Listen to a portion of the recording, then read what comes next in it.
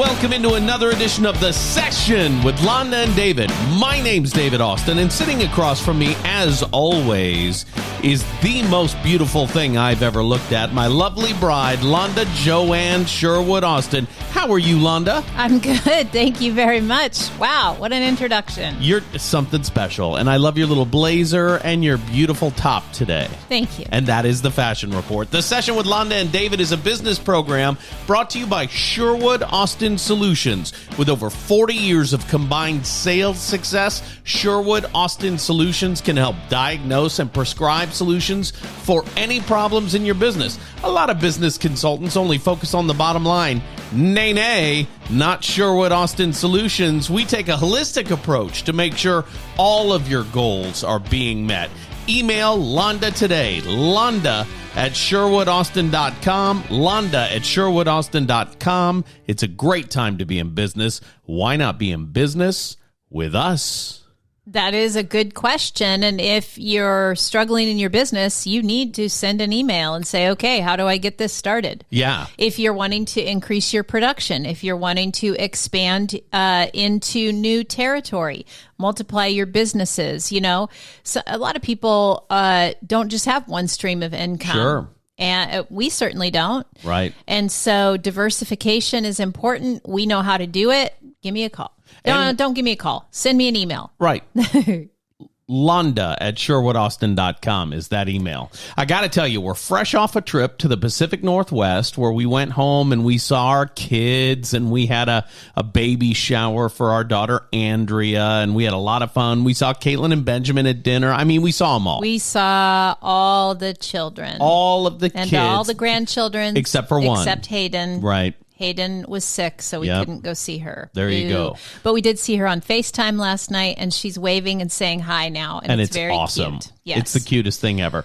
That's not what the big point of being in that market was, though. No. The baby shower was great. Awesome. That was a big deal. But while we were there, we booked a lunch and learn at the Home Builders Association and spoke to about 40 or 50 realtors and lenders. Tell us about that.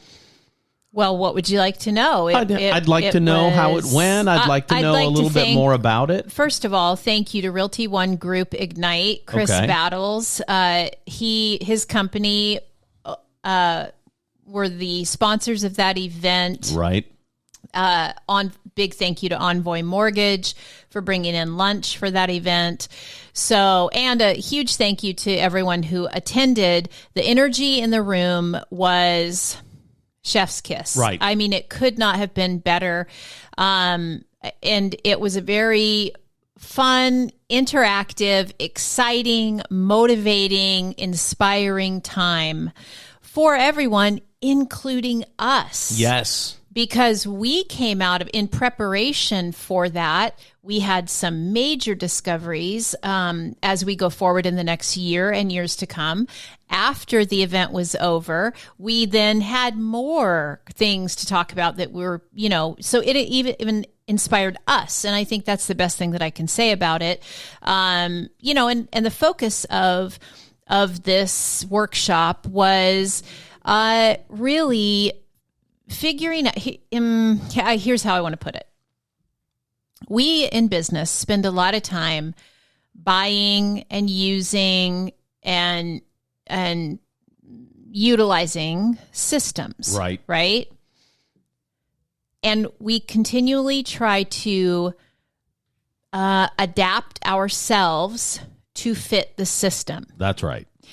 And what this workshop was about was stop doing that. There's nothing wrong with you. Mm-hmm. What the skill set you have to learn is how to adapt the system to fit who you are as a human person. Right.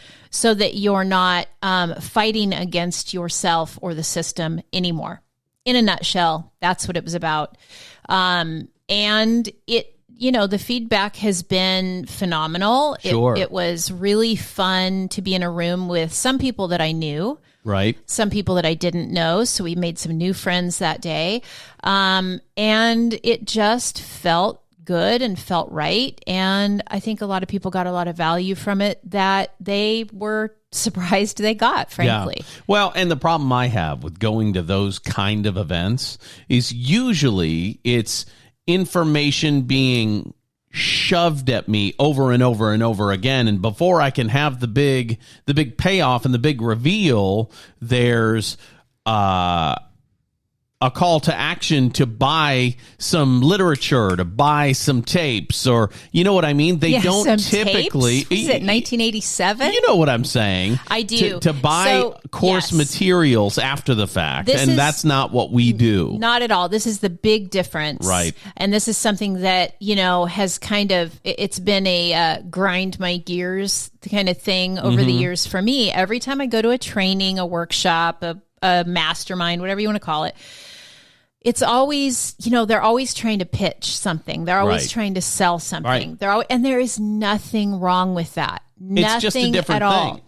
What I'm saying is, no. You don't have to buy anything. In fact, I've got nothing to sell you. Right. But what I will show you is how to use what you already have so you can quit doing that. Right. Well, I love to teach people more about themselves so that they can now adapt their systems, their back office, their CRM, whatever it is, to fit their personality, their learning style, their energy, their lifestyle, the way their brain is wired. That's the skill set that's missing in, let's just say, the sales community.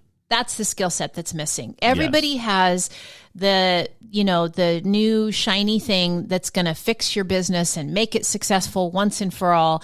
And you keep trying to fit yourself into their box. Right. That doesn't work. I've got the secret sauce here. Make the box fit you. It's great. Yeah. So I love it. And, that makes me feel good about life. It feels very authentic to who I am and very much the core of what I've been trying to say for 30 years in all the talking that I've done, all the trainings that I've given, all the coaching I've ever done. Here we are at the very center of my being was that workshop. Yeah.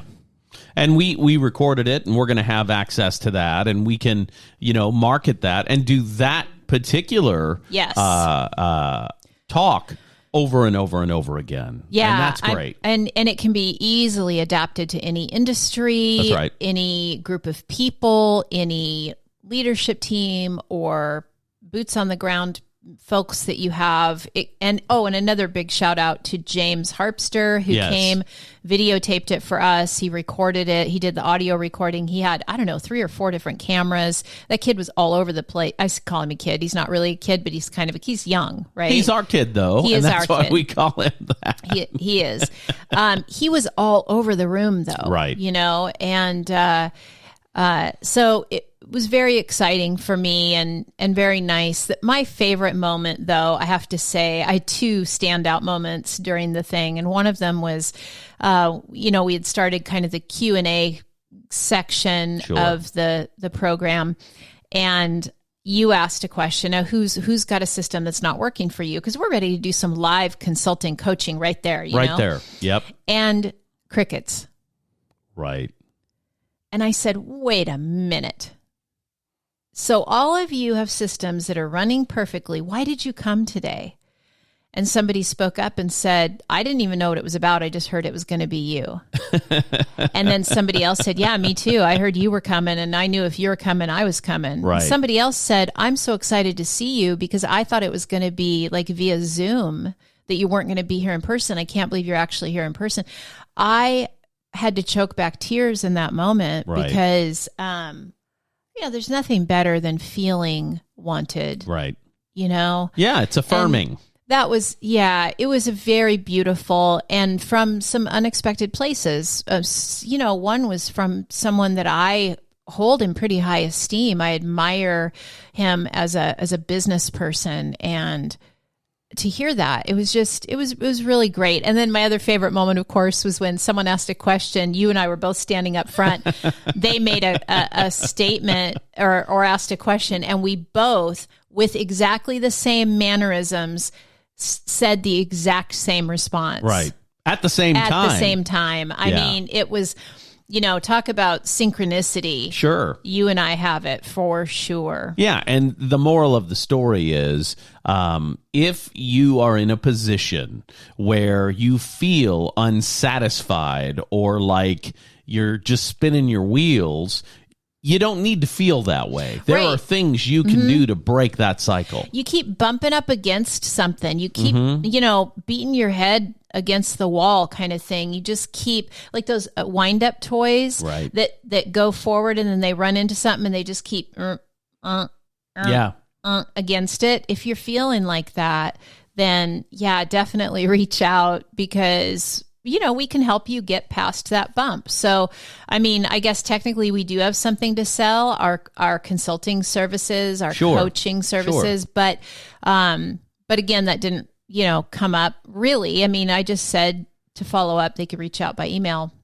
And that's the thing, that Londa at SherwoodAustin.com. If you have a question about this podcast or you want more information, send Londa a message there and we can do the research for you. We've done shows. We're about 100 shows into this program now. So if you have a sales thing that's very specific, we've probably already talked about it here on the show and we can direct you to that episode if you reach out. So that's Londa at SherwoodAustin.com. And of course, we'd love to help you in your business. Yeah, of course. Yeah. We're it's fun and exciting to help businesses grow. There's a guy on TikTok, Keith Lee, and if you're a TikToker, you probably know who I'm talking about. And he's a guy who lives in Las Vegas, and he started reviewing restaurants about a year ago, and he is saving restaurants in Vegas. I mean, incredible. He'll go and do a review of a restaurant.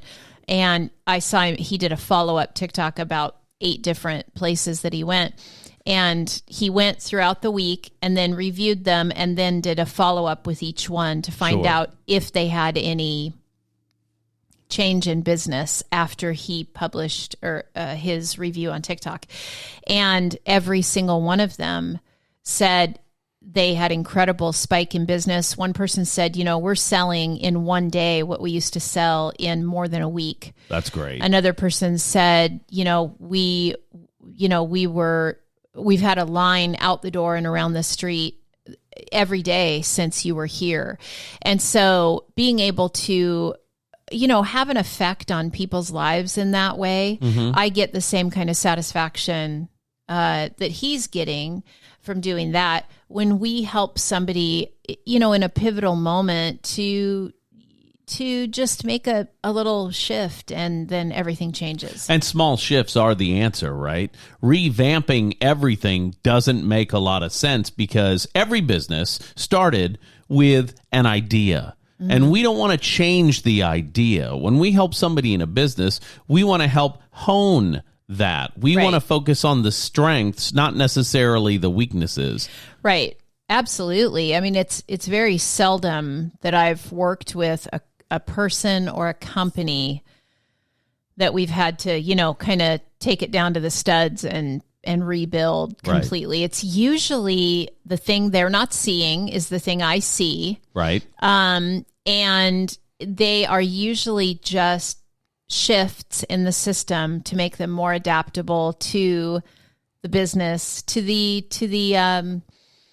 you have to be authentic to the brand of who you are. And so it matters. All of those little things matter. Now, I will say that, kind of that coach you up or coach you out. Yes. That has happened. I've had a handful of clients over the years that, we get on the phone together or whatever it is, and within a very short amount of time, they start to realize they're in the wrong industry. Right. They're fully on the wrong path, and it doesn't happen often, but sometimes it does happen. Sure. And they say, wait a minute, I just got incredible clarity. I need to stop doing this and go do this thing over here. And I'm happy to report everyone that I have had that happen with. Yes. Extremely successful today in doing the thing that they went to do. Sure. And a lot of people are just doing the wrong thing. They're in the wrong line of work, and that's okay. Well, you got to be on the right seat on the bus. Right. Right. And Again, it has to do with you finding the right fit for you, not you trying to make yourself the right fit for what is right in front of you. I gotcha. You know? Yeah. I mean, it's like an article of clothing that doesn't fit right. You keep trying it on and you keep trying to make it fit and you keep trying to make it work. And, this is a perfect example. You had a shirt, beautiful linen shirt that looked great on you. Every time you wore the damn shirt, it would slide back on your shoulders. Right. Like you kept having to pull it down.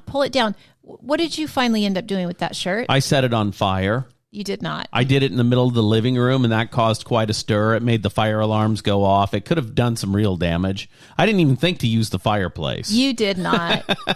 but you threw it away. Sure, absolutely. You got so frustrated. Yeah, if something keeps sliding back on me, no thank you. And that's in a perfect example of this. Your system isn't the right fit for you. The good news is you probably don't have to throw it away. Right. We just need to help you get the skill set of being able to adapt the system to you. And one size doesn't fit all. It's like those hats that say one size fits all. I have a giant head, and if I want to look abnormal, that's the kind of hat I should buy.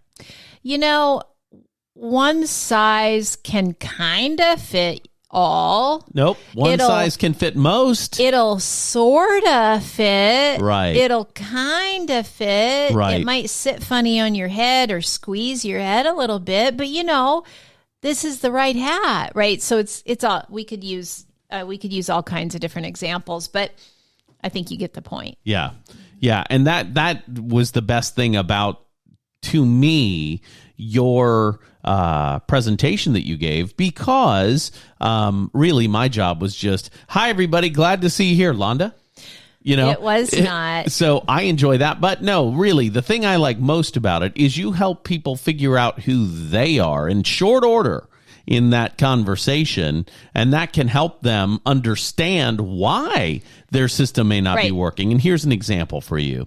There are people who are perfect people, and they will follow a system exactly, and they will do exactly what it says, and they will get results because they follow it exactly.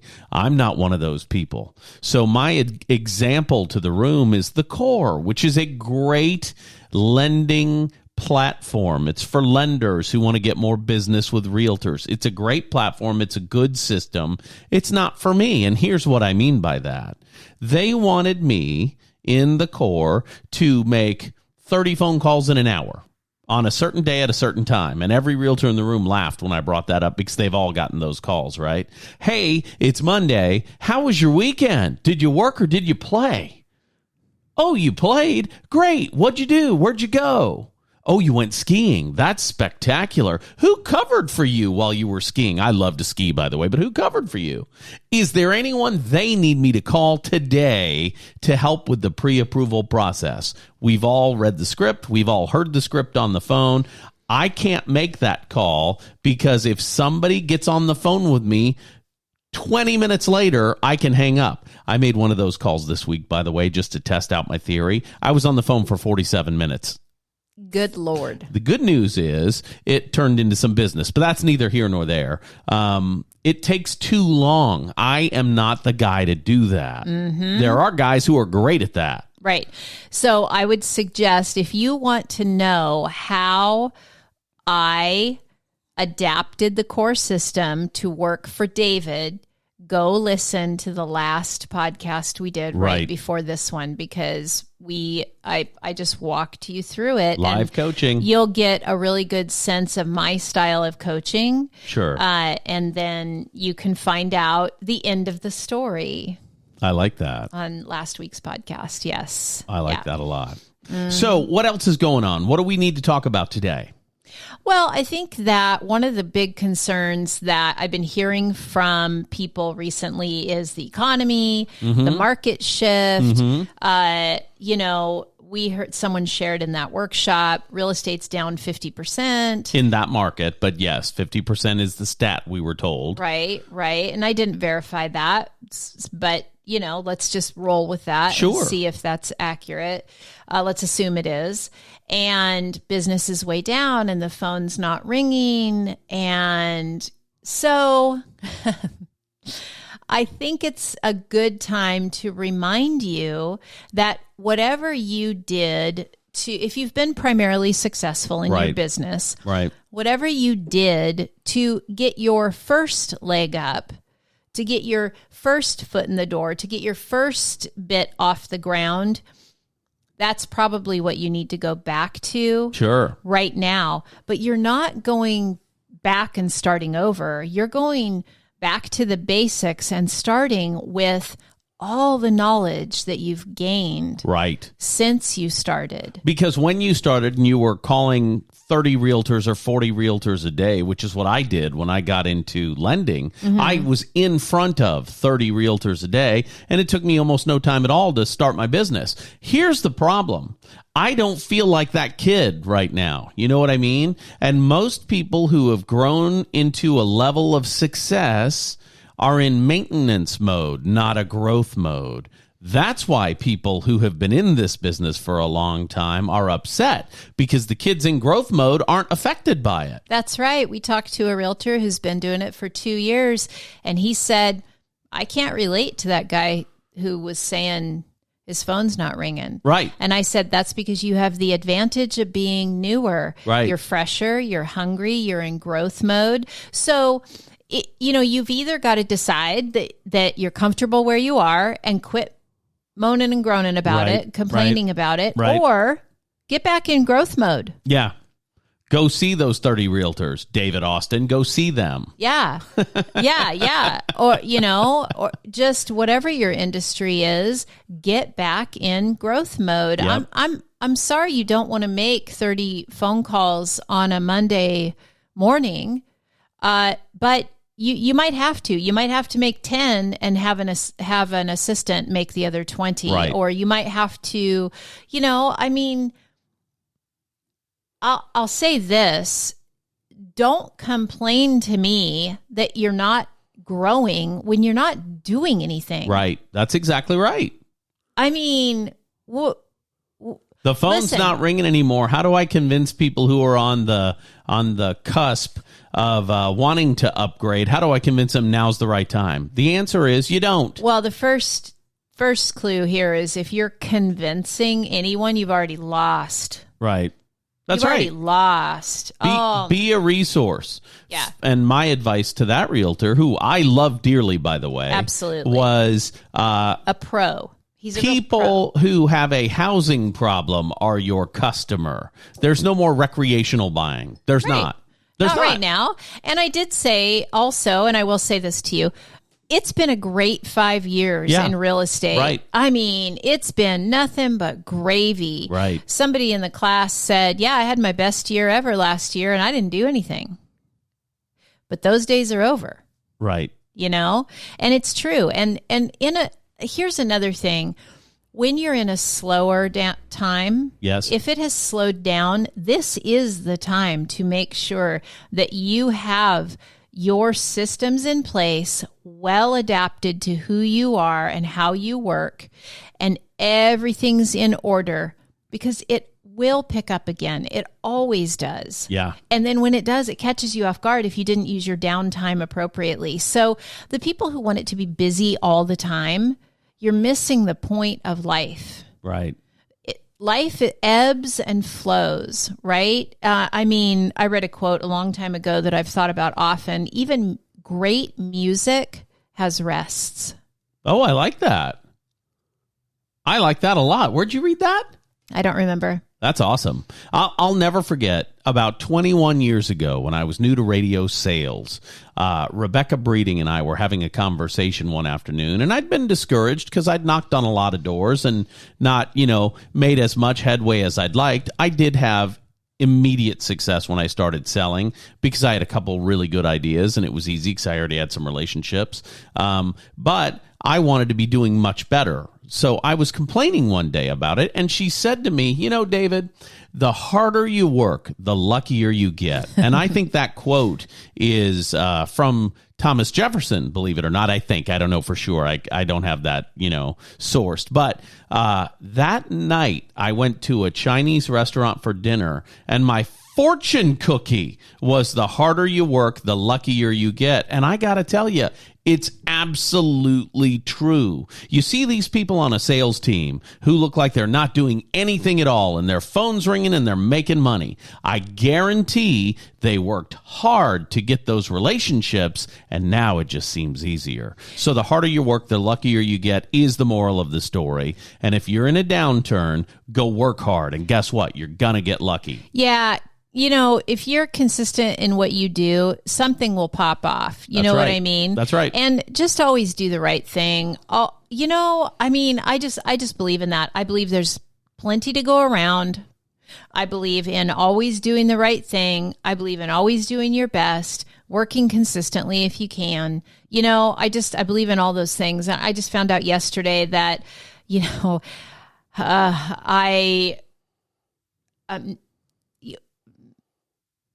I sent some business to someone. Mm-hmm. It's a big chunk of business that I should get a piece of. Right. Okay. So I just found out yesterday I'm probably not getting a piece of it. Okay. Because it didn't go however it went. And this is what I said to myself. I did the right thing. I connected the right people. Right. I solved a big problem for a big company. Well, actually, I solved two big problems for two big companies by being a connector. Right. Right. And it'll all come out even. It may not show up here. Right. I'm not likely to get paid on that deal. And it's a big one. But that's fine. Whatever. I'm always looking to make connections anyway. Right. Because while I may not get paid on this deal, I'll get paid on some deal I wasn't expecting to get paid on later on down the road. Sure. And I know that's just the truth. That's the way it works. And, if you're listening to this and you're thinking, well, you're just, head in the clouds thinking that way, I'd rather be. Sure. I'd rather believe that everything in some way or another, whether it makes sense to me or not, is going to work out well for me and everyone involved. I'd rather live in that headspace than any other headspace. So I would say too, this is a time you could maybe work on your mindset and your headspace and just, like I said, get back to some of those basics. Mm-hmm. I think that's great. Blocking and tackling. Go see more people, ask for the business when you're there. Go see more people, ask for the business. It's that simple. Tell people who you are and what you do, then ask them to come along on your journey. Exactly. It's simple. I don't care what you're simple, selling. But it's not easy, right? Right. It's a simple philosophy. You just have to believe in it. I guess success in sales is more about belief than knowledge. It's simple to do, and it's just as simple to not do. And that's the problem. Right. Right? People tend to gravitate towards what's comfortable. Mm-hmm. And people don't like to get out of their comfort zone a lot. Right. People who are wildly successful don't mind being out of their comfort zone. I just read something yesterday from a wildly successful individual who's in sales, who is also a sales trainer. Okay. And she said, I just started acting like a top producer. And I thought, what would a top producer do? A top producer does, and she had her own ideas about what a top producer would do. She said a top producer fuels their body well. Okay. A top producer is in the gym every day. Okay. Being disciplined. Because if you can be disciplined with yourself, you can be disciplined in your business. These are her philosophies, right? Sure. A top producer makes their calls. A top producer shows up. Mm-hmm. A top producer makes X number of appointments every day. Right. Whatever it is. So maybe make yourself a short list of the behaviors of a top producer and then just start doing those things. Sure. And whatever that means to you. For me, one thing that's really important is a successful person gets an appropriate amount of sleep. Right. And I would not have said that in the past, but recovering from burnout has taught me that absolutely, listen, successful people guard their sleep. Right. They make sure they're getting sleep because your brain and your body doesn't work right without the right amount of sleep. America's first registered time blocker, Benjamin Franklin, was the guy that went to bed early and got up early and was successful. Did he go to the gym? No, he was a fat guy. We all know that, but that's okay. He planned out his day. He time blocked. I think that's the successful practice that I need to do more of, time block, right? Mm-hmm. The only thing in my day that's specifically time blocked is our morning radio show on News Talk 98.5 in Lafayette, Louisiana, because that's from 6 a.m. to 8 a.m. So I know where my butt's going to be for at least 2.5 hours a day. Right. I'm going to be at that radio station doing that show. Right. I need to be structured like that more. Which is some of what we've been talking about recently. And you know, it doesn't have to be, if you remember the book, The 15-Minute Manager, it doesn't have to be blocked down that tightly. Sure. And I almost recommend that you don't. Right. Benjamin Franklin had his day, his 24-hour period, separated into 6 different blocks. Yes. That's it. You can look it up online. You can Google it. But it was very simple.